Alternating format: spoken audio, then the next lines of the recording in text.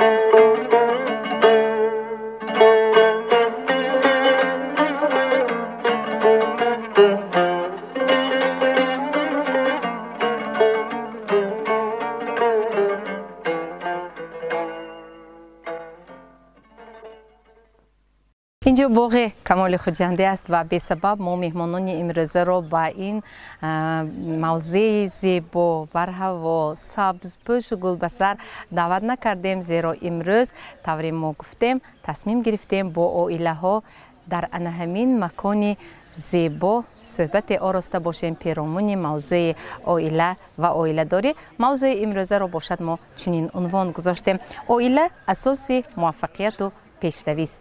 و اینک من نزد مهمانان برنامه امروزه می روم و البته درباره سیر موفقیت آنها پرسان می شوم و عائله چه سهمی دارد در پیشرفت آنها البته امروز ما می فهمیم.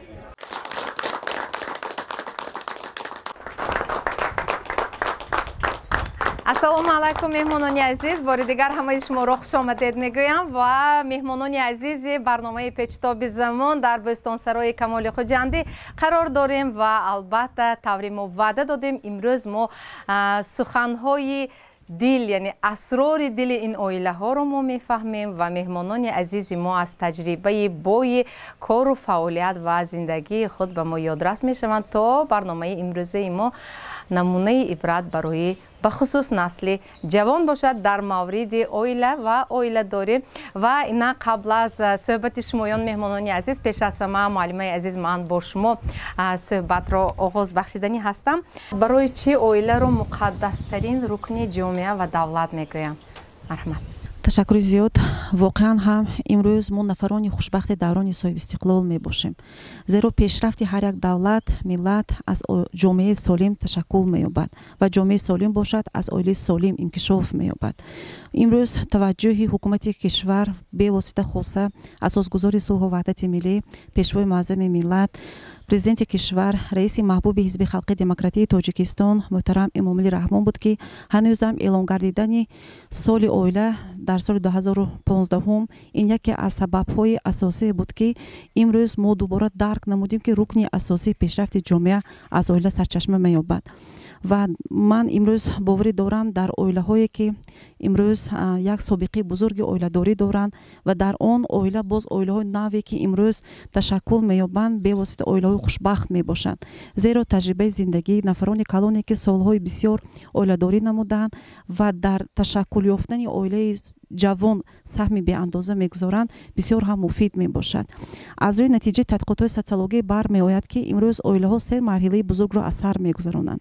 یعنی یکم اویله این پیش از همه تا تولید فرزند است، دوم مرحله اویله بعد تولد فرزند و سوم مرحله اویله باشد اویله جوان مستقل از پدر و مادر می باشد.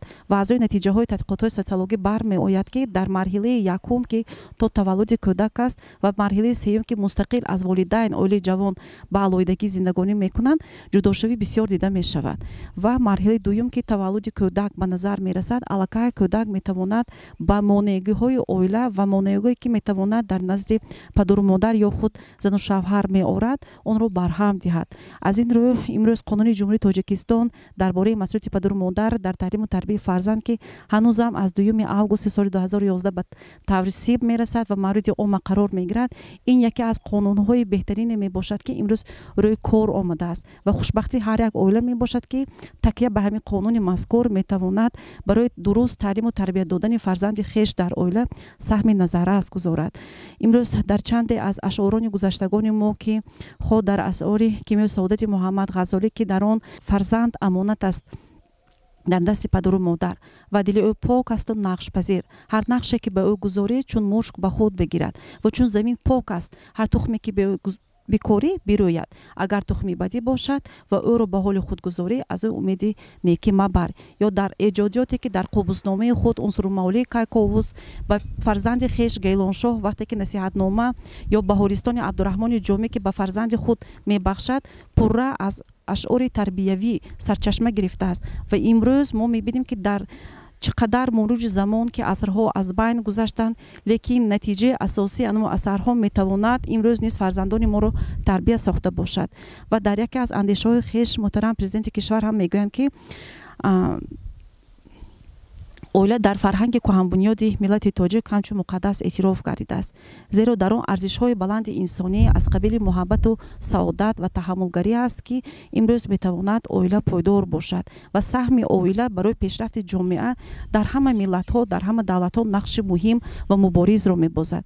هدف حزب خلق دموکراتی تاجیکستان که با تشبث به واسطه سرور دولت محترم امامعلی رحمان و نقشه چاربینی‌هایی که از طرف کمیته اجرایی حزب خلق دموکراتی تاجیکستان در ولایت سوخت محترم میرزا قاسم کریم زاده، امروز حزب خلق دموکراتی تاجیکستان با جمع اعضایان خود تقریبا 23,000 نفر در شهر خوجند ما نیز کوشش میکنیم پیش از همه در مد اول برای سالم انکشاف یافتن جامعه توجه خاصه برای بنیاد اویله، توجه خاصه برای برهم نخوردن اویله ها که امروز در نزد کمیته شهر خوجند نیز یک محفل مراسا عمل میکند. تقریبا 15 سال این جانب که برای برهم خوردن اویله ها یا مانعگی که میتواند بعداً به نابود گردیدن اویله آورده رساند کوشش به خرج میدیم که با همکاری با مقامات اجرایی حاکمیت دولتی شهر خوجند اون رو از بین بریم.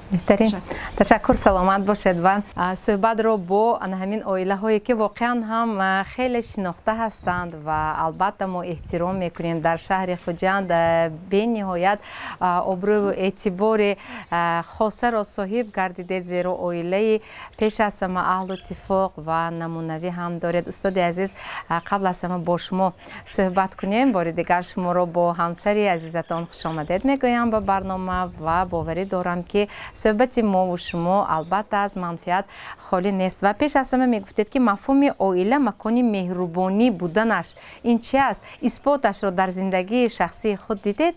من مثلا در تجربه حیات خودم امروز ما همراه همسرم من سال 2024 به 43 سال میشد که همراه زندگی یکجا میبریم، عائله میبریم. خیر من 3 فرزند داریم، یعنی 2 دختر یک پسر. آنها نیز الکی کلان شدند. فرزندی کلانی ما الکی 2 تا نبیره دارند، خوردشان 1 تا دارند. با من آینده من باوریم هست که دیگر فرزند دارم یا خودشان با نبیره دارم. یعنی اگر ما از نسلی ابیره شده استودیان، البته الان من دوام میکنم که همه نبیره ابیره تو همین دیگراش هم نصیب کرده باشه رساند. و واقعا من درک کرده استودم که همین عائله شما این همان عائله است که اونجا مهر و محبت مسکن گرفته است، مکانی خود را گذاشته است. استاد یک سوال دیگر دارم با شما.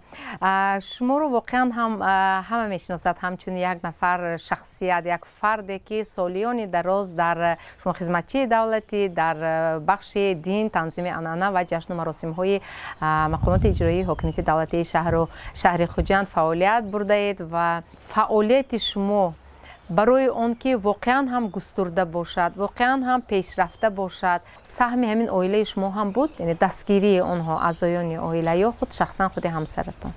تشکر. وقتی که انسان عائله برپا میکرد پیش از همه در همون روحی تربیه که پدر و مادر آنها کرده بودند فراموش کردنش در کار نیست. فراموش کردنش در کار نیست. در همین اسناد ما وقتی که عائله دار شدیم من خودم شخصا حیات به یکم اون چی نصیحتی که ما پدرام کردگی کلمه صبر هست. صبر و تحمل باید فراموش نکردن ما در کار. برای اون که این حیات من میشتیم یاش بودیم گوش میکردیم پدرام و بیبی و بابا میگفتن حیات هم پست دارد هم بلند دارد. یعنی زندگی همه یک روز یک رنگ تو داومی عمری حیات نمی رود. البته ما وقتی که عائله برپا کردیم بعد 3 پسر که بودیم برآمدیم به علایده هم زندگی کردن و شروع کردیم و همیشه ما هم خاطری که هم سخنایی که ما به نصیحت کرده شخصا من در خاطرم هست و همچنین عائله من پدر مادری اینا هم که همین وای رسانده دختر 18 سال کرده درگاه یک کس میتید باید اون نصیحت و وصیت و تربیه که گرفته بود همه اجرا شدنش در کار. در همین حالت حالی گفتگیم برین صبر پیدا میشد آدمنده و یک دیگر فهمی. وقتی که یک دیگر فهمی چقور به قلب انسان در آمده همه در عقلش می ایستد یک دیگر فهمی و البته محبت. من چقدر که شما نام زیبا دارید محبت، همین محبتی هر دو جوانی که ازدواج کرده عائله برپا کرده رفته استوداد محبتی آنها البته یک دیگر فهمی و رواج میدهد و البته در حالتی پس سختی در حالتی حالی چقدر قید کردم در بالا در حالتی سال ناگواری میشود پستی میشود و خورسندی میشود و از همین ورته چیکار میکند میبروید. البته میگن که استاد پس هر یک مردی موفق زنی فروتنی هست. واقعا هم موفقیت شما از دستگیری و همین فروتنی همسرتان بود؟ درست قید کردید. ما از چخیلی که من همین قصه سال بود من دولت به کار کرده خدمتچی دولتی که سابقه داری مهنت شده نفقه نزدیک 1 سال شد برآمدیم. اویلی منم خدمتچی دولتی کار کرده یک اداره به 30 سال کار کردگی.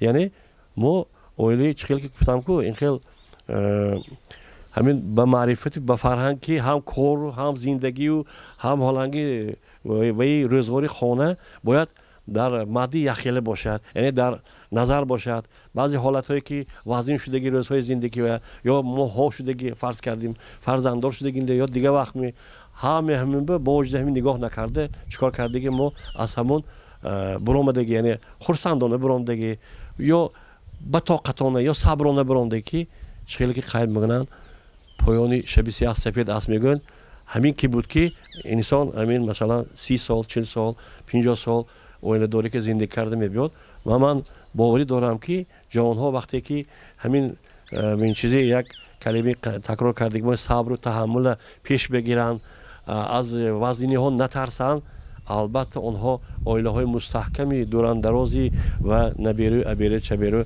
خودم میرسونه فقط باید صبر کردشون کردشون در کار و برای همین کار شدن یکدیگر فهمی چون که زن مرد این هر دوش یک عائله شدن بعد یک چیز یک عائله دو تانی یک لباس میگن جفت کبوتر برای همون من گفتم که باید زنم مردم فهمیدنش دکو لیکن ما منتالیتی خیلی ما تاجیک هستیم البته همه زنهای ما شوهرای احترام روشون جاشون میبرن قطعی نظر کی نباشه در نهایت خود شوهرها نیست همون احترامی که زن میتید دو چند چیکار بکند میگرداند از اینجا حاصل میشد مستحکمی عائله چخور رفتن میگه. بله تشکر معلم عزیز مرحمت با شما صحبت کنیم برای اون که انسان در زندگی موفق باشد واقعا هم دستگیری شوهر مهم است البته من ما حاج به واقع میقد 43 سال زندگانی کساسی زندگانی ما اصلا اولا یک دیگر فهمی کردی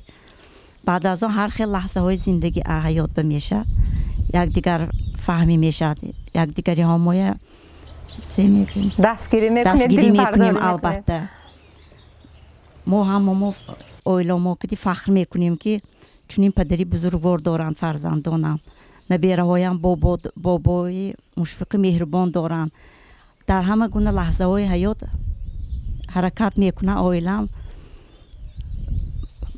همه ما کمک کنند گپای نغزنند راهی راست به هدایت کنند فرزندان نبیره هام همه نبیره هام فرزندان من خوشبختی خودم همین حیات با فرزندان خوشبختش به نیوره هام خوشبختش به میدانم که خدای مهربان از ما سه تا ابیرچی دوست رو یک داریم خدا با شکر میکنیم همین لحظه های حیات با البته همین زندگانی ها خوشبختی همه ما دعای اویلم می باشن همه ما دعا میکنه همه گونه لحظه های حیات با ما دستگیری میکنه راهی راست به هدایت میکنه همه یکم بهترین معلمه یک چیز دیگر رو پرسیدنیم برای چی امروز اکثریت جوانان وقتی به سرشان یک مشکلی می آید در زندگی در حیات عائلوی این دو جوان همونو گمان میکنند که با همین زندگی تمام است با آخر رسید یعنی ادامه آن را دورتری آن را دیده نمیتوانند شاید یگانه راهی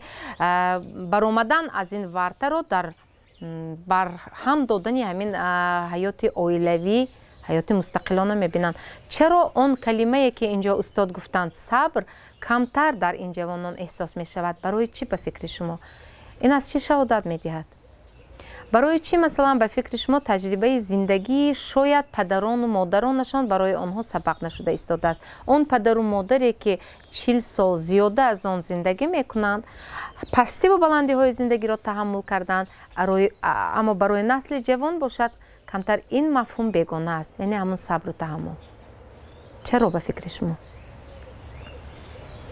استاد شما کمک میکنید شما عائله هستید با همسر خود کمک کنید شما از نیستی سخن باید هم دیگر رو فهمید پیشگی نگرفتم که خودتون گفتید نقشتگاه گیرم خودی حالا اگه ممکن چه نکنم گفته با همسر سخن نداده خودتون گفت ایستادگی برید نشود بسیار سوالی عجیب دادید بسیار سوالی عجیب دادید چون که در حقیقت همین حالت ها افسوس که من با خبر هستم از چیزها من ولایت به شهر به بعد بعضی حالت جمهوری به همین حالت های جوانان یا دیگر نافهمی شاید پیدا شد بعد یک رسوی از همه راهی آسانش میکنن که این خطای محض گویا که با جدا شدن با همین پرابلم اونها حل میشه خطای محض است این باید اولش که چخیل که در بالا قید کردم اونها باید اون نصیحت و اون معرفتی که در عائله ها تربیت یافته بودن گفته بودن شده بود همه وقت زیر نظارتشان گرفته اجرا کردنشان دک بود.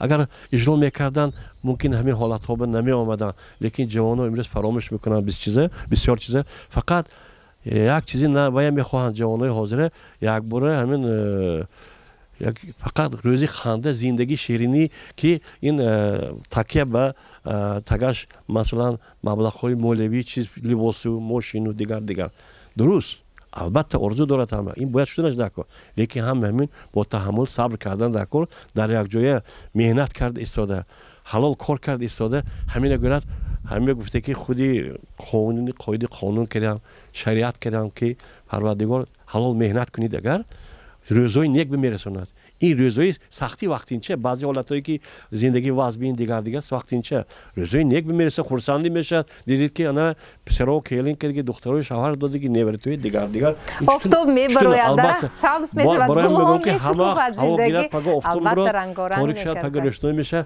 اساسی این فقط همه هر جوانای چیگم همون اجرایشی اون پند و نصیحت که تربیت یافته بودن نه اگر بعضیشان در همین کارها کم شده باشد آنها رو البته با کارهای فهماندهی یعنی با خیلی آدمای تجربه داره که گذرانند من باور که عقل آنها حالا هم در میابود قبول میکنن و این یک داشت میتونن البته همین تجربه زندگی پدران و بابایان بگذار یک سبق باشد عبرت باشد.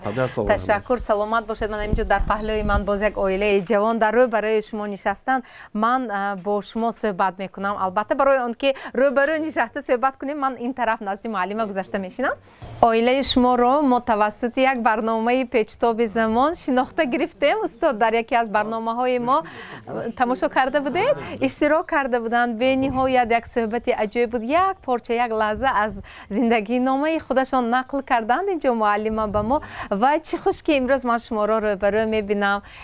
خب عائله شما رو همراه همسرتان بار دیگر خوش آمدید میگویم و از همسر عزیزتان پرسیدنی هستم که همین مهربانی و دستگیری همسر شما رو در زندگی موفق نمود یا اینکه هنرتان. من چون میدانم که شما هنرمند هستید من اینجا رباب هم هست البته حالا در ادامه برنامه به ما نواخته یک سرود هم میخوانید. خب مرحمت همین دستگیری همسر بود که شما موفق شدید در زندگی. تشکر زیاد که اولا ما رو با این برنامه لایق دانستید و دعوت کردید. البته که به دستگیری همسر نمیشود. من اگر اینا نباشند من کاستیوم همش شروع کردم مونده همش جابجا کردم و صحنه با گسیل میکنن همش دستگیری های همینا. خب ما اگر هنر ما داشته باشیم هنر لیکن همش البته که دستگیری همی کسکتی رحمت ما ولی راستی یک طول 11 سال میشد ولی اون قدر زیاد هم ندارد اویل ما لیکن شکر میکنم که ما با همین چنین روزهای نیک رسیدیم. اینجا چون که استاد در بالا بسیار سخنهای خوب گفتن. من وقتی که اویله دار شده بودم دانشجو بودم در کورس دومی فاکولته صنعت تحصیل میکرده یعنی که تحصیل رو آغاز کرده بودم. چه خیلی شد که زندگی شما رو به هم آورد؟ برای من خیلی عجیب است. تشکر. ما راستی در دوران دانشجویی اولا با یکدیگر آشنایی پیدا کرده بودیم و وقتی که من اویله برپا کردم 4م کورس در کالج صنعت تحصیل میکردم. بعدن پس از 5 ماهی اویله دار شدم من کالج با موفقیت یعنی که ختم کردم و آمدم به فاکولته صنعت دانشگاه دولتی خوجان. اویله خدا آوردم. اون وقت من دانشجو بودم یعنی که در یگونجا کار نمیکردم. ما اجاره نشین بودیم. با همین آهسته من آمدم به انسامبل مؤسسه دولتی شش مقام خانه نوری خوجان به حیث عضوخوان یعنی که نیم واحدی کاری من اونجا کار میکردم و درس خود رو یعنی که تحصیل خود رو دوام میدادم. اویله من در همون لحظه های زندگی در همون لحظه های وزمین زندگی یعنی که درباره من استوار بودم. یعنی شکر خدا که امروز یک جای کار میکنیم کسی هم کار میکنم منم کار میکنم صاحب دو سرویک هستیم فرزندای تربیت میکنیم. من فکر میکنم که همش با یک دیگر فهمی البته که اینجا البته پدید آمد. میدونید که در همون برنامه ما همسر شما گفته بودند که من همسرم را دوست میدارم دوست داشتم و عائله برپا کردگی و همین دوستداری شما همین شعله محبت کی خیلی در دل شما جوش زد یا اول پیدا شد بعداً باز خب علنگه زد؟ راستی من در یک برنامه خودم گفته بودم من طولی 23 سال که در دهه زندگی کردم راستی من با یگان نفر اظهار محبت نکردم.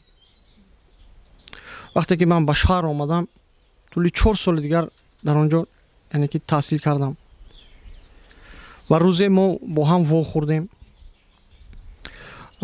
به یک سیاحت رفتیم به یک لاگر بود اون وقت در ریاست جانان ولایت معلمه اویلم یک دانشجوی فعال دانشگاه دولتی خوجند فاکولته پداگوگی بودند که اینا طبق کوته پرزیدنتی تحصیل کردن و اونجا در همون کالج سند مرا دعوت کردن به همون چوربینی یعنی که به همون لاگری استراحتی یک روزه ما رفتیم در اونجا صحبت‌های زیاد کردیم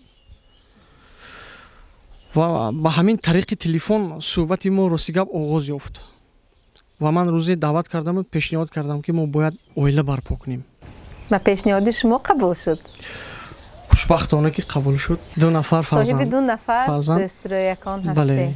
همین چیز بسیار خوشبختی است. بسیار خوب. برای آن که انسان در حیات در زندگی موفق باشد با یک جاده رسیده باشد دستگیری در اویله مهم است به فکر شما؟ یا به اویله و اویله داری هم انسان خب موفق شدنش ممکن؟ انسان وقتی که اویله دار نیست یک شخصی آزاد است. با کجای خواهد می رود؟ چی کاری که خواهد انجام میدهد؟ نه البته که خوب نیست. وقتی که انسان اویله برپا میکند الکی چیز میشود مسئولیت. الکی یک مسئولیت خانوادگی به دوش میافتد که این را باید به پیش برید. کدام خصلتی همین همسرتان بیشتر به شما پسند است؟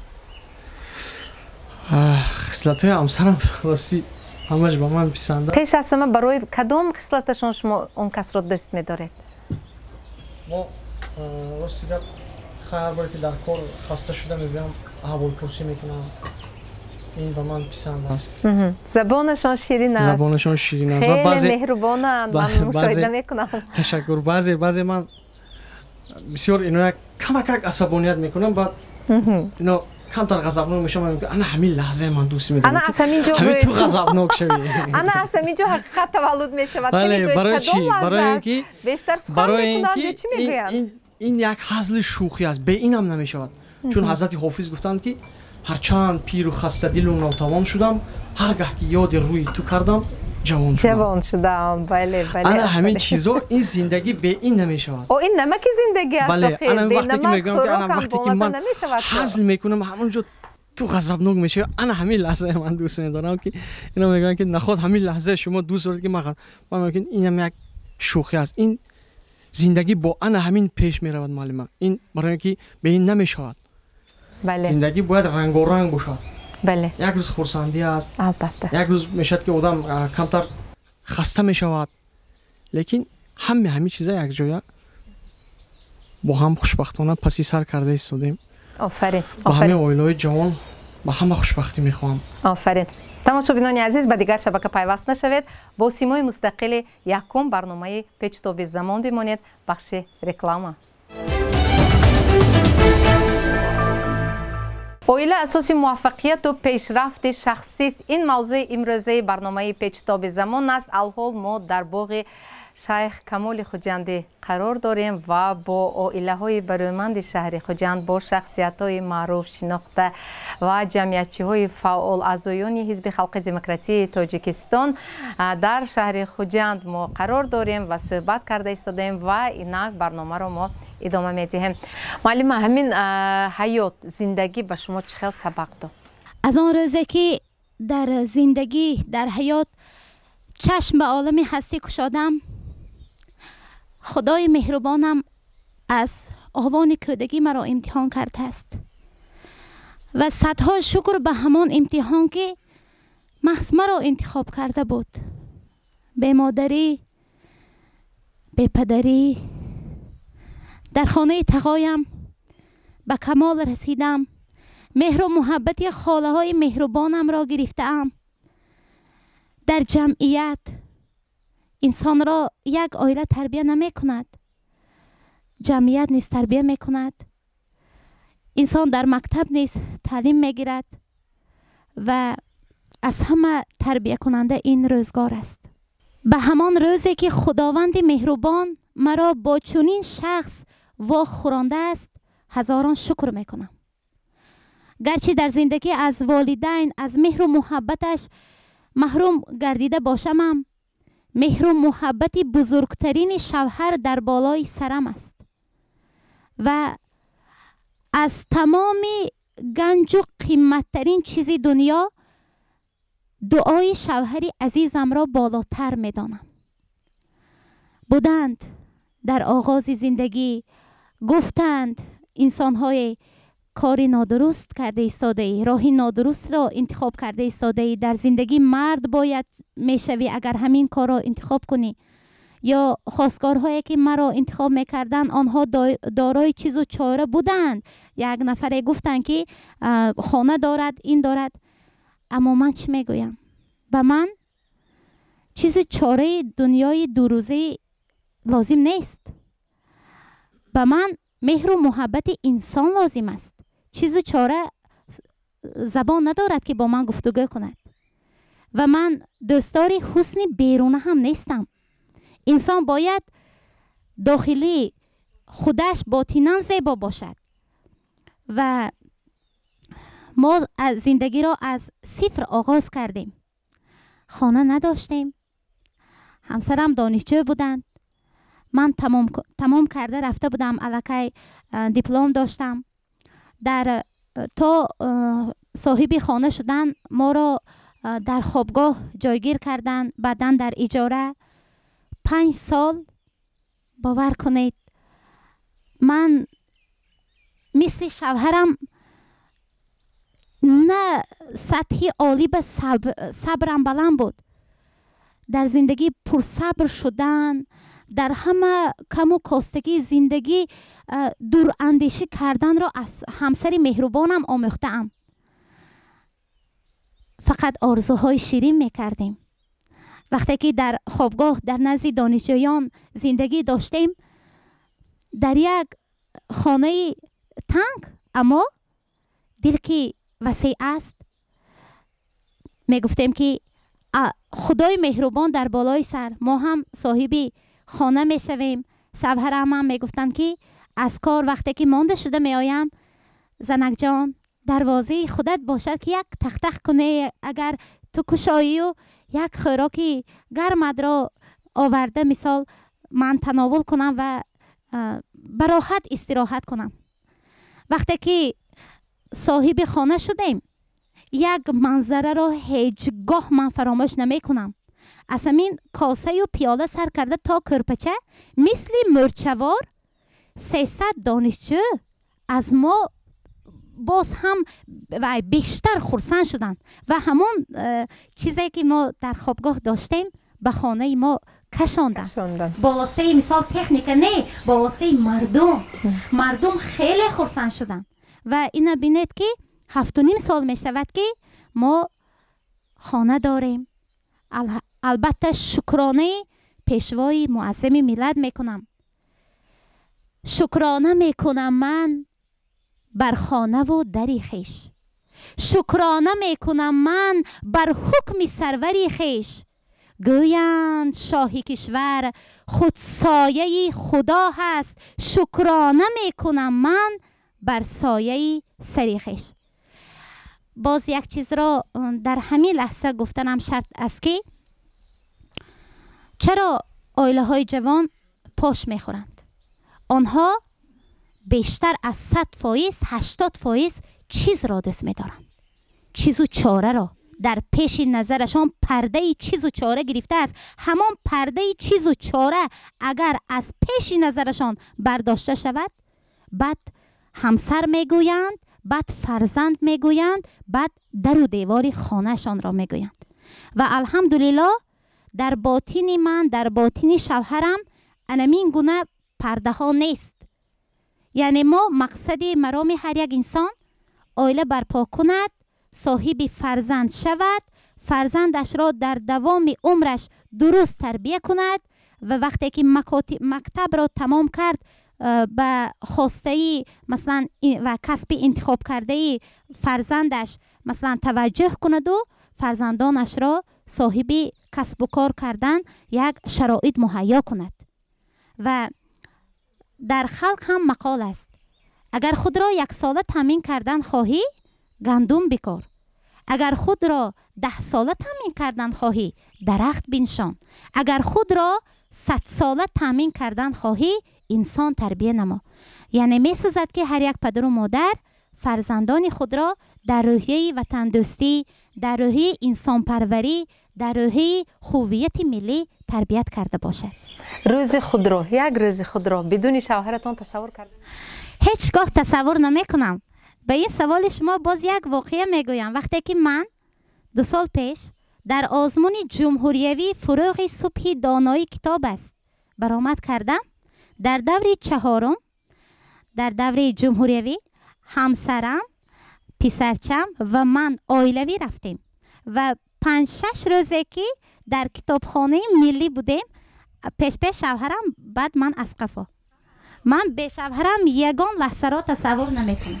من رو برای شما نشستن میتونستید که اینطوری محبت کنید، چون من با هر دوی شما در علاهیدگی صحبت کردگی هستم و امروز بسیار فرصت خوبی است رو میبینم صحبت از شعرهای پرمحتوای لایق گرفته ایستاده میگویم که همسرم تا هستم و تا هستی همرازی تو خواهم بود، تا سازی دم دارم دم سازی تو خواهم بود. اندر دلی پرشورم تا نشعی در ده هست، مفتون تب و سوزی آوازی تو خواهم بود. آفرین، آفرین، سلامت باشید، زنده باشید. و اینجا مرحمت همسر عزیزتون، کاش برای ما جواباً به این محبت نامه شما محبت خود را اظهار میکردند با یک سرودک. مرحمت.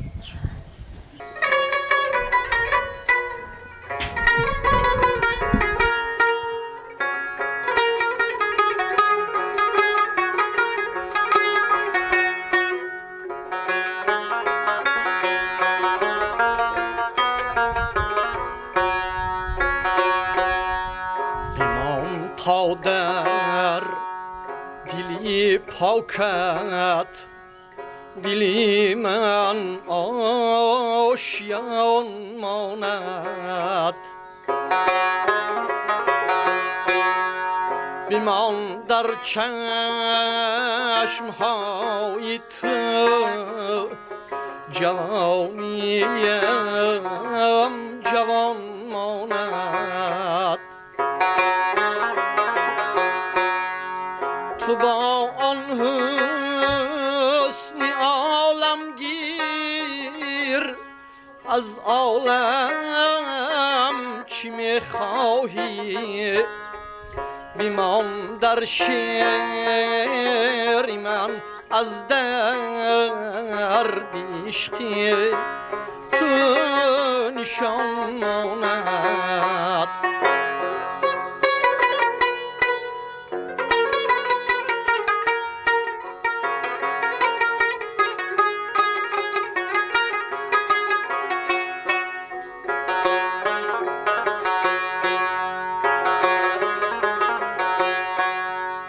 مثل خنده های آبشاران خنده های تو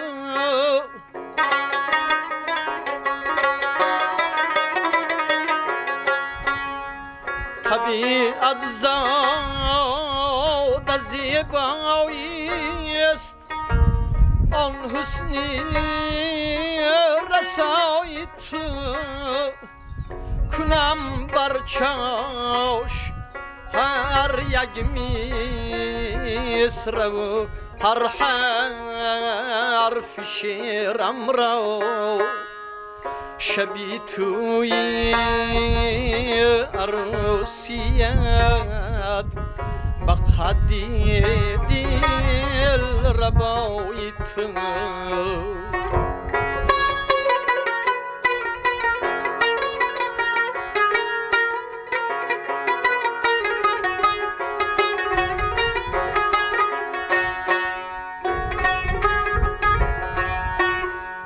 تو را می جویم ای مهتاب در شبهای مهتابی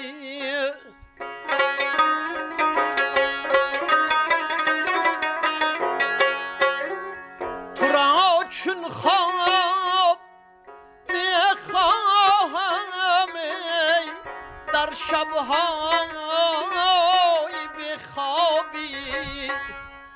نمی آیی نمی جویی ولی بعدی هزارم سال مرا چون استخوانی رودکی از خاک می کابی نمی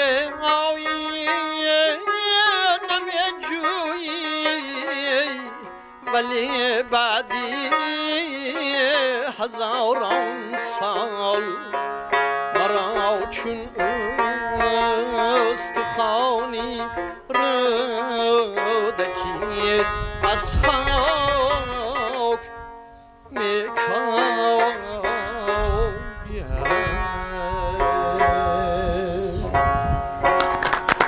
آفرین. تنها با یک جمله گفتنی هستم: بگذار محبت را، صمیمیت را، صداقت را، صبر و تحمل را و واقعا هم شکرگزار بودن را تمام عائله ها از شما آموزند. سلامت باشید. تشکر. اساس استواری عائله در چیست به فکر شما؟ مرحمت. اساس استواری عائله این در همدیگر فهمی است. وقتی که در عائله همدیگر فهمی می شود و عائله پیش می رود. در دوره‌ای که ما کلانش به وای رسیدیم، ما پدر و مادری من صاحب 6 دختر و 1 پسر هستند. وقتی که پدری من آدمی دارا هستند، ما میگفتیم که ما در جهان برای چی ما خودم عبور میکنیم و یا خانه‌شان به خدمتچی میگیرن. بعد مادری من میگفتن که بچه‌م اگر من خدمتچی گیرم همه شما اینجا قطار کداشینم.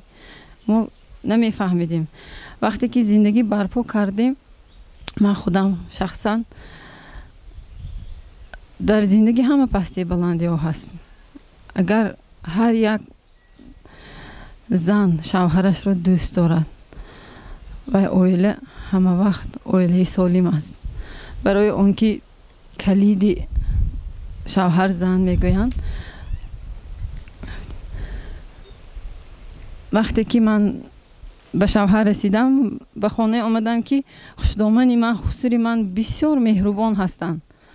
در همه گونه ما وقتی که در بیگاهی شامی میشنیم، من از وها هوس میکردم برای اون که هر یک سخن خسوری من برای ما این یک برای زندگی، برای پیشروی در درس تربیوی است.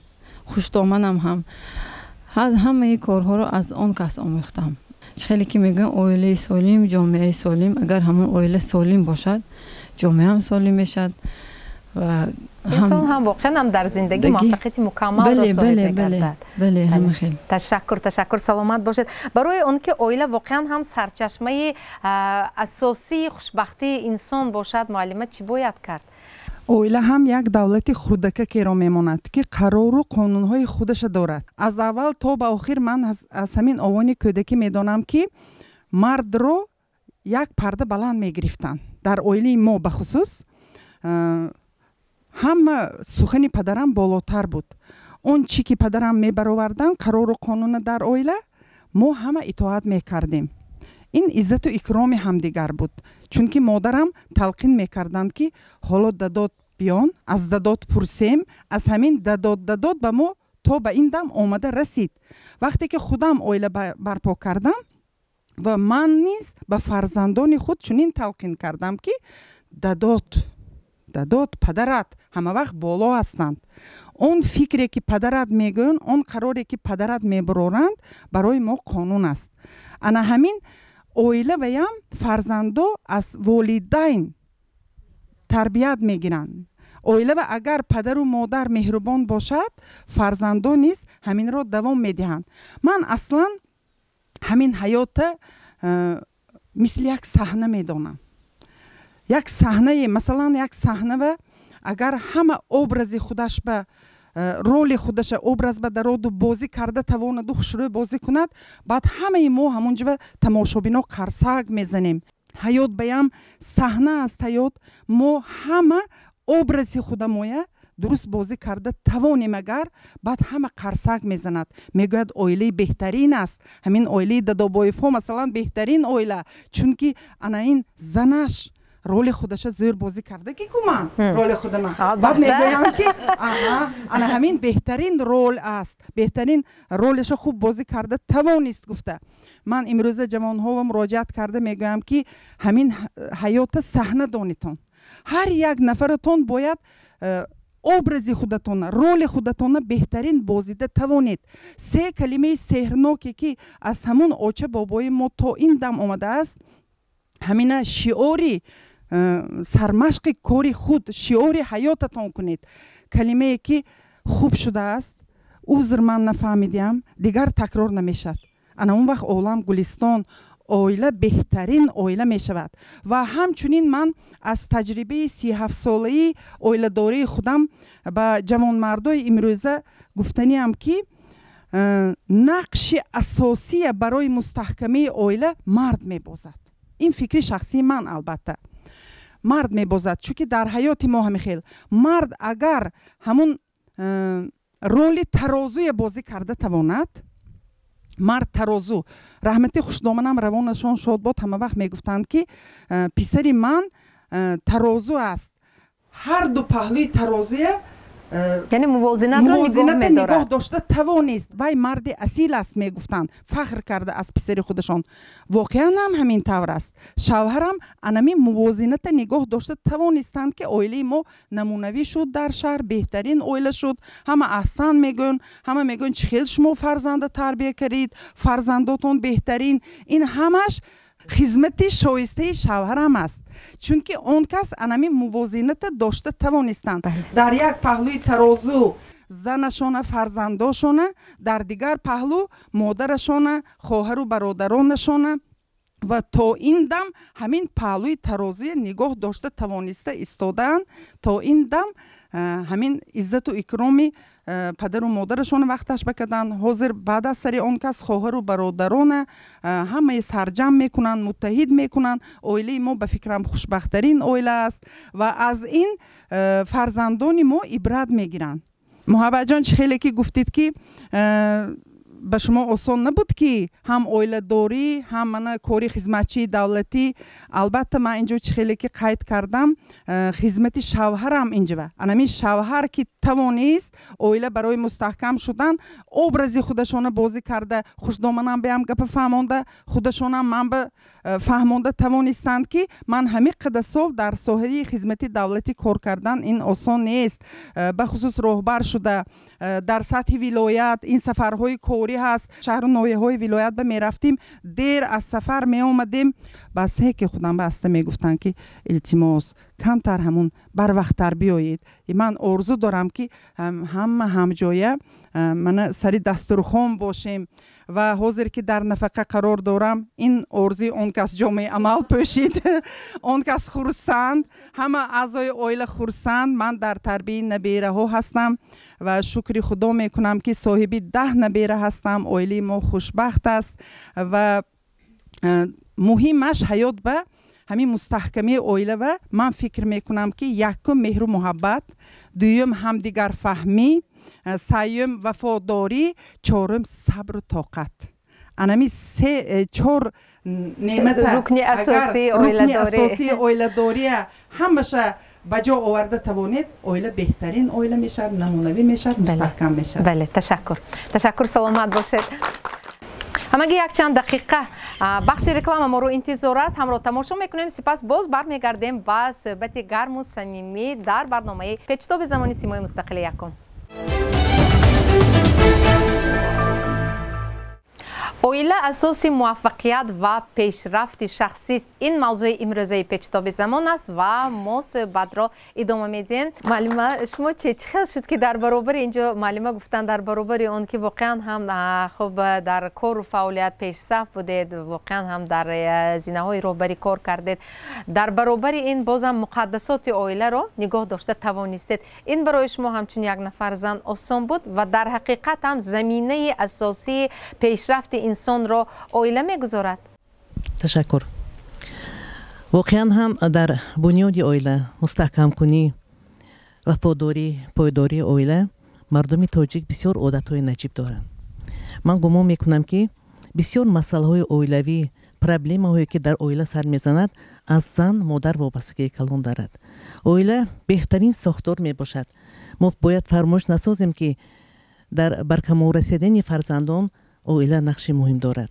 و نبینید از همین روزه محفل من یک چیز درک کردم و بسیار که ما با اویله ها سر و کار داریم، من گمان میکنم که در اویله مناسبت از همه مهم باشد. مناسبت اویله، مناسبت به اهل اویله، به پدر، مادر، فرزند، کودک، مناسبت نیک، مناسبت خیرخواهانه، مناسبت دوستداری، این برای هر یک اویله خیلی مهمه باشد. معلم همین مناسبت گفته استادید، مناسبت سازی از کی آغاز میگیرد در اویله؟ من گمان میکنم که مناسبت سازی از اویله آغاز میکند، از زن مادر. به اندیشه من برای اونکه شاید که در تجربه شما هم همیشه باشد، وقتی که ما از کار میبیایم یا اومد فرزندانی ما نبیرگانی ما ابیرگانی ما با ما تقلید میکنن، با ما تقلید کاری میکنن. مثلا نبیره من هر روز که من از کار میبیایم یک باری دیگر لباسی مرا میپوشد، پای افضلی مرا میش، سمکه مرا میگیرد، میگوید که من با مانند آنها میشوم. همین مناسبت ما باید که همین در اویله باید که مناسبت خوبه همینجا خودمون سازیم، تشکیل نماییم که فرزندانمون نبیرگانیم از همین مناسبت در وجود اونها مناسبت نیک باشد. من گمان میکنم اگر چنین مناسبت باشد، اگر در اویله بسیار هم مهر هم میشود، محبت هم میشود. چه خیلی که شما اینجا گفتید، من نیز در بسیار زینه های بلندی رهبری فعالیت بردم. البته نقش شوهرم خیلی اینجا نظر است. اگر اون کس مرا دستگیری نمیکردن من شاید که به چنین کارها موفق نشوم. من تمنا میکنم که در اویله های تاجیک همه وقت مهر و محبت باشد، یک دیگر فهمی باشد. فرزندان که در اویله تربیه مییابند، فرزندانی برکمال تربیه یابند و در جامعه هر یکی آنها موقع و منزلت خود را داشته باشند. این به فکرم کسبی اجدادی است در شما. از کی آموخته؟ این ابوام هنرمند بودن، اونی همه و آدم ما شاگرد شده آموختیم. اویله شما اویله هنرمندان است؟ فرزندتون هم امروز ادامه داده است؟ هنرمند، دخترام هنرمند، همه اویله هنرمند ما. از چند سالگی شما کفش می‌دوختید یا کفش تر می‌کردید؟ پاکدگی شاگرد شده تا امروزه خدمتی گشتم برای خلق. متاسفانه امروز همسرتان در برنامه ما اشتراک نمیکنند، لیکن من باوری دارم که برنامه امروز را حتما همراه در اویله سر یک پیاله چای نشسته براحت با اهل اویله تماشا میکنید. اگر دستگیری همسر در اویله نمیشد، شما امروز در جاده هنرمندی به اینقدر یک سطح میرسیدید؟ تا این فرصت حتی از آغاز برنامه من مشاهده کرده استادم نوار بردارانی مونیز و آنهایی که امروز در حتی جوانانی که به ما در تهیه برنامه کمک کردن، همه آمده همین پایافزال شما را گرفتن، به دست دیدن، حتی اندازه خود را هم چی گفتن به شما فرمایش دادن. از این میبرد که واقعا هم پایافزال های خیلی به صفت را تیار میکنید و اگر دستگیری همسر نمی بود شما موفق میشدید؟ من همسرم که 42 سال زندگانی میکنم، من دستگیری موند، همراه هم کار میکنیم در خانه. خیلی همین زندگی ما پیش بود دادیم هنر ما کردی شاگردان داره؟ شاگردام یک هفتش کس شاگرد برادیم بخیر بگذار کلام هم شود لیکن من نپرسیده نمیتونم همین پای افزال های شما رو از کجا دسترس کرده خریداری کردن ممکن؟ همین از دکان شما در کجا؟ ویانده پیش مرکزی خوننده در نزدیک من بیرون در مراتب برآمد کردم پیش تو زبان از این پیش هم آمده بودید در برنامه ما اشتراک نکرده؟ اشتراک کردم یعنی شما زندگی خود را عائله خود را تامینات مالیوی یعنی اقتصادی عائله خود را پای همین هنرتان پیش برده ایستاده. خب البته از گذشتگان خود از بابا از پدرتان شاید شما میندار هستید که واقعا هم امروز از اون هنری که آنها به شما میراث گذاشتن روزی خود را مییابید، نان خود را یافته میخورید و به فرزندان خودتان هم میراث گذاشته ایستادید. در عائله شما مثلا اکثریت میگویند که عائله ما واقعا هم ما همدیگر را میفهمیم، نمونوی است. در برابر این امروز من از خود برنامه هم معلوم و اقرار شدند که در بعضی حالات البته نافهمی هم میشود، به این زندگی شیرین نمیشود. همین گونه حالات در زندگی شما هم هست، چه خیلی آن رو برطرف میکنید اگر باشه؟ 40 سال زندگانمون یگان با یکدیگر یکدیگر میفهمیم، یکدیگر یاردم، یکدیگر دستگیری میکنیم. مایلش این برای افیر بود، به خودم گوید همین خیلی نافهمی ها هم میشد؟ نه خیر نمیشد خیر بود. نه ما خیلی عالی و یگان مراتبه نمیکنیم خیر. من حواسم میآید به شما. بهترین بخیر مایلش بعد برنامه گوید نباشد به خودم، لیکن نیستم به فکرم. حیف باشه کمتون باشدم، لیکن همون کدام امری تو میشود همون. البته کمتر که هایو یکی آدم همسایه هم ما حواس مونه که اولی بیتیم ما فعالی محله هستیم همش به بهترین تشکر باشد که با سالیان دراز به قول مادر کلان ها و باباهای ما خوش پیر شوید.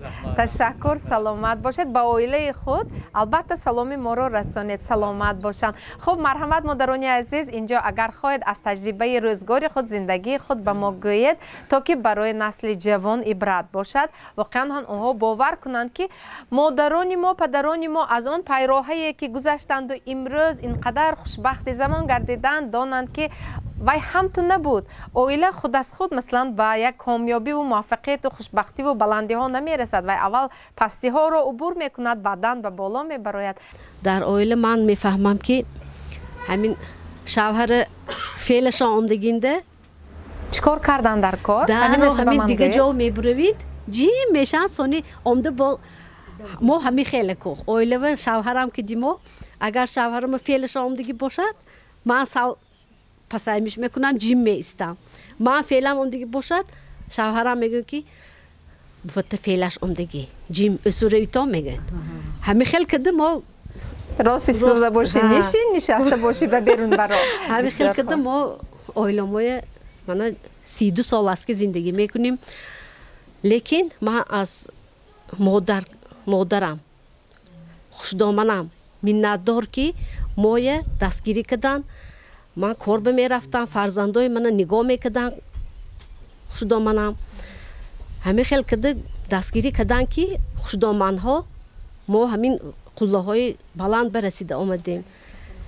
ما متاسفانه به فرجام برنامه رسیده ایستادیم و در انجام خوشبختی را شما در چی میبینید و چه خیلی آن را انعکاس کردن ممکن است؟ خب مرحمت فکر شما. از امروز محفل ما یک قصه به یادم رسید که خیلی که معلمه گفتن زن بسیارتر صحنه را در عائله میبازد. یک زن با امر تقدیر شوهرش وفات میکند و برای اون که به فرزندان بزرگی پدرش را نشان دهد، وقتی که فرزندان به یگان چیز محتاج میشدند و با آنها پول در کار میشد، چپانی پدرش را یا کاستومی پدرش را به میخ آویخته مانده بود، همونجا پول را انداخته میمانده است. و وقتی که فرزندان از مادر پول میپرسیدند، کاستومی پدرش را نشان داد می‌افتاد که رفته از کیسه پدرت گیر. و همین خیل فرزندان را همین خیل تربیت کرده است که فرزندان باید پدر را والاتر در عائله دانند و همچنین پسران از همین تربیت گیرند که باید таъмин кунандаи асосии рӯзғор ин падар бошад. Падар аст, инро омӯзондааст. саломат бошед. Ташаккур. Агар пешниҳод бошад вобаста ба мавзӯъ мешунавем, ягон пешниҳод доред барои он ки воқеан ҳам инсон дар зиндагӣ муваффақ бошад, оила бисёр роли муҳим мебозад ва чӣ хел ҳамин оиларо нигоҳ дошт? ташаккури зиёд. воқеан ҳам имрӯз бояд ҳар нафароне ки духтарро ҳамчун арӯз ба хона ворид мекунанд, пеш аз ҳама бояд дарк кунанд ки нозукӣ дар он мебошад ки ҳар як нафаре ки хушдоман аст, ҳар як нафаре ки ҳамчун арӯз вориди хона мегардад, ина мо ҳар яке мо аз сар гузаронида истодаем ва барои духтаре ки ба хона ворид мегардад, ба хонаи як бегона ки дар он ҷо арзишҳои бегона ҳастанд, расму оинҳои бегона ҳастанд ва агар оила оилаи васеъ бошад, оилаи калон бошад, бо ҳама ҳамзабон гардидан ва мутобиқи ҳамон оила гардидан як вақти муайянро аз худ талаб мекунад ва хуб мешуд имрӯз ҳар як нафаре ки арӯзро ҳамчун духтар ба хонаи худ ворид мекунад, бо баробари он барои духтар ба ҳамон хона мутобиқ шуданаш ба духтар кӯмак кунанд, бевосита худи хушдомандҳо, бевосита ё духтароне ки ҳамчун хоҳари шавҳари он кас ба ҳисоб меравад, духтарҳоро дастгирӣ кунанд, шароит имконият фароҳам оранд, то ҳамроҳи он кас хӯрок омода созанд, ҳамроҳи он кас ба корҳои хона дастгирӣ намоянд, чунки хоб нохоб маданияти ҳар яки мо ҳамчун як миллати тоҷик аз овоне ки духтар дар оила таваллуд мешавад, ба камол мерасад, падару модар кӯшиш мекунад ки арзишҳои миллиро ба фарзанди худаш ҷой дода бошад, кӯшиш мекунад эҳтироми ҳамдигарро ба ҷо оранд ва ба ҳамин хислат духтарро ба воя мерасонанд. Лекин вақте ки духтар ба хонаи дигар оила ворид мегардад, мо беш аз ҳама кӯшиш кунем анамин тавозуни зиндагиро бевосита ки мард дар ин ҷо омӯзгорони мо собиқадороне ки дар соҳаи сиёсат шахсони муваффақ ҳастанд, занҳои муваффақ ҳастанд, дар оиладорӣ низ занҳои муваффақ мебошанд, аз ҳамин гуфтаҳои он кас истифода бурда гуфтанӣ ҳастанд ки ход ноход дар муваффақияти ҳар як инсон бевосита мард ё зан ҳамсар меистад ва то он даме ки мо ҳамчун зан тавоним зиндагиро, тавозуни зиндагиро ба ӯҳда гирифта тавоним, муносибати худро ҳамчун арӯз бо хушдоман, ҳамчун ҳамсар бо шавҳар, ҳамчун як ҷузъи оила бо ҳамон оила барпо карда тавоним, ман фикр мекунам ки солимию хушбахтии оила аз ҳамин ҷо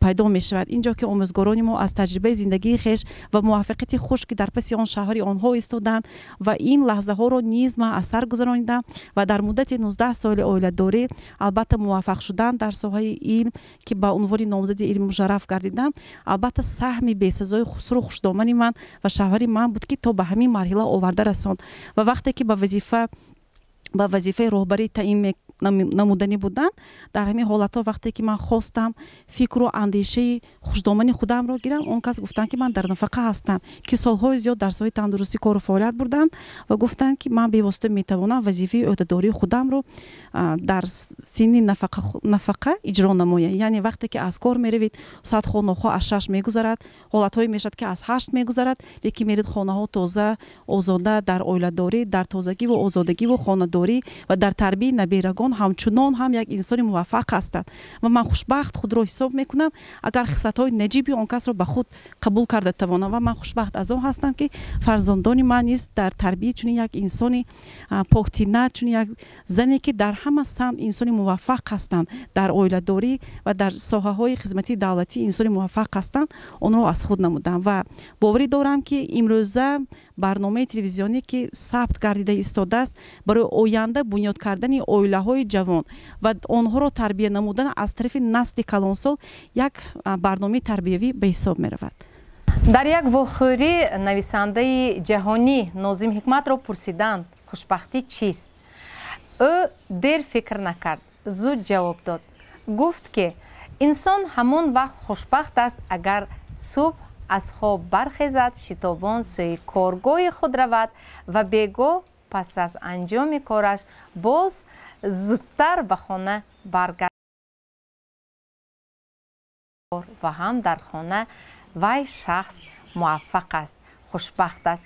ва дар фарҷоми барномаи имрӯза мо ба тамоми иштирокчиён, меҳмонони азизи барнома изҳори сипос менамоем. Ба ҳар яки шумоён пеш аз ҳама тани сиҳат, хотири ҷамъ, дили беғам, саодати зиндагиро орзумандем. Оилаи худро эҳтиёт кунед, эҳтиром кунед, ҳамдигарро дӯст доред, бо муҳаббат зиндагӣ бар сар баред. Албатта аз зиндагии шумоён насли ҷавони авлодатон تربیه میگیرند، عبرت میگیرند و اگر بهترین شد این باعث افتخار شما. بار دیگر خاطررسان میکنم که برنامه امروزه پیچتاب زمان در همکاری با کمیته اجرایی حزب خلق دموکراسی تاجیکستان در شهر خوجند تهیه گردید و برای مهمانان عزیز و معتبر برنامه امروزه از جانب حزب خلق دموکراسی تاجیکستان در شهر خوجند یک تحفه خاطروی آماده گردیده است و بهره شمایان عزیز تقدیم میگردد. در همین جا باشد من با شما خیر و خوش میکنم.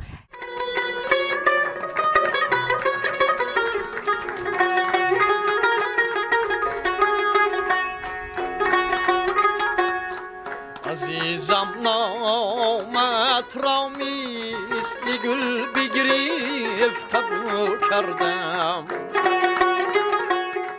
عزیزم نامت را مثل گل بگرفته کردم،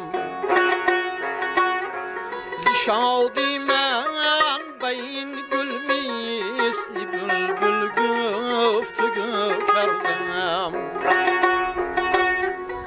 شادی من به این گل مثل بلبل گفتگو کردم، بخواندم چون سخنهایی تو را من گشته برگشتم،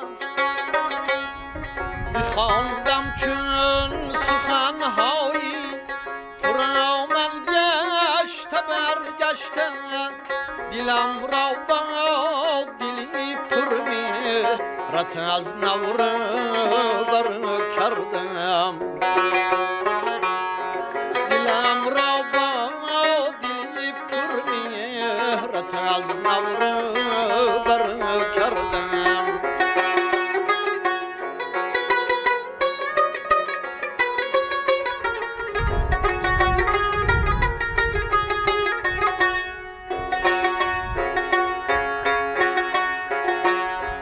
تو را امشب عزیزم خواب دیده گفتگو کردم، رخم را صبحیدم با اشک شادی شستشو کردم، تو از بس که نمی آیی و پیشی درد من داند، فقط یک دیدنت را صحبتت را آرزو کردم، فقط یک دیدنت را صحبتت را آرزو کردم، عزیزم نامت را مثل گل بگرفته کردم.